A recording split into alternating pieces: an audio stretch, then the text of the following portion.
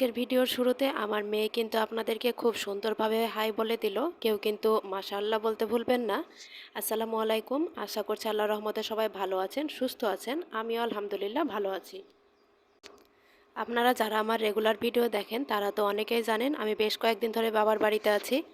আর আজকে আমার মেয়ে কেন এত খুশি জানেন? কারণ সে আজকে তার নানির গাছের আম পাড়বে, এজন্য খুশি।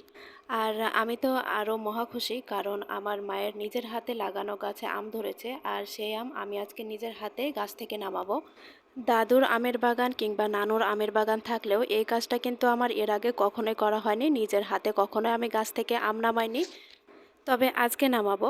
কারণ এর আগে হয় কি, আমের সময় মানে দেখা যায় যে বাসায় থাকা হয় না, তো আব্বু কার্টুন ভর্তি করে করে আম পাঠায় বাসায়। তবে এবার যেহেতু বাবার বাড়িতে আছি, এই চান্স আর মিস করছি না।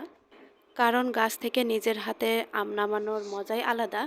আর ওই দিক দিয়ে আমরা আম নামাচ্ছিলাম, আর এদিক দিয়ে আমার মেয়ে আর আমার বোনের মেয়ে তো মহা খুশি। এই যে আমার মেয়ে ওর মামামের সাথে খেলা করছিল, আর আমার বোনের মেয়েকে দেখেন, ও লাঠি নিয়ে আম পাড়তে যাচ্ছিল আমাদের সাথে।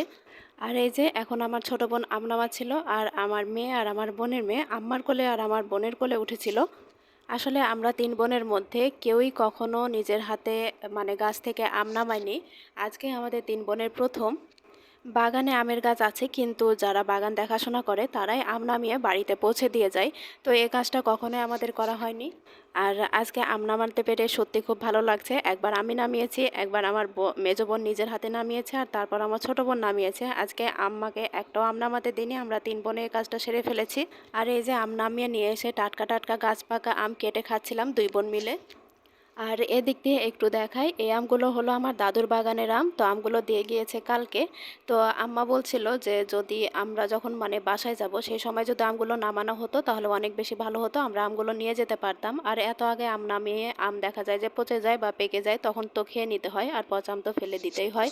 অনেকগুলো আম পচে যায়, খাওয়া তো তেমন আর অত হয় না। তো যাই হোক, কি আর করার, আম যেহেতু আগে পেকে গিয়েছে এজন্য আম নামানো হয়েছিল। তো ভাগ্যে যদি থাকে তাহলে ইনশাল্লাহ বাসায় নিয়ে যেতে পারবো। আমাদের বাড়ির গাছে একটাই গাছ আছে, কাঁঠালের গাছ। তো সেই গাছে কাঁঠাল ধরেছে, কিন্তু আমরা বাসায় যেতে যেতে কাঁঠালগুলো পাকবে না, এজন্য আম্মা বারবার বলছিলেন যে আম তো খাওয়াতে পারলাম কিন্তু গাছের কাঁঠাল তো খাওয়াতে পারলাম না। তাই আম্মা শুধু বারবার আফসোস করছিলেন। আসলে মায়েরা তো এমনই হয়, এখন তো নিজে মা হয়েছি এজন্য বুঝি সন্তানের জন্য কতটা কষ্ট হয়। নিজে কিছু খেলে সন্তানের কথা আগে বেশি মনে হয়। আর এই আমগুলো হলো আমার নানুর বাগানের আম। এই আমগুলো আজকে বিকালবেলা দিয়ে গিয়েছে।